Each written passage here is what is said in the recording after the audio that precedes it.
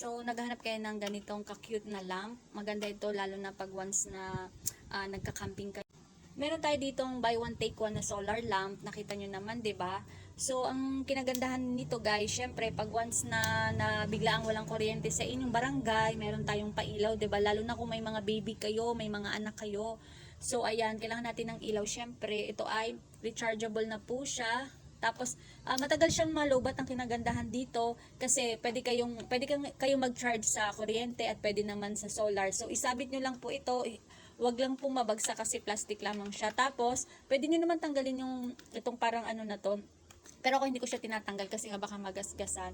So, ang cute naman talaga, oh. Tapos may box na siya kasama pag once in-order ninyo ito pag dumating sa inyo. Ayan, 400 plus lamang meron ka ng ganito ka-cute na solar lamp. Pag gagamit talaga ito kasi gamit na gamit namin ito, lalo na pagka once na kayo ay tutulog, nagtitipid kayo, hindi na kayong magla-lampshade. Ito na lang yung inyong buksan. Minsan nga nakalimutan ko i-off ito noong madaling araw. So, hanggang umaga na siya. Hanggang alas 7 ng umaga. So, nailaw pa rin siya. Matagal, 2 beses ko pa lang ito chinarge eh. So, pag charge nito guys, kung sa kuryente, first time ninyong charge, medyo matagal siya, mga 10 to mahigit ata na oras pwede nyong i-charge to. Kasi ganun sa akin eh. Pero pwede nyo namang ilagay sa solar, sa labas sa solar, pag once na sobrang init talaga yan. So, kung gusto nyo to at may budget ka, for the go!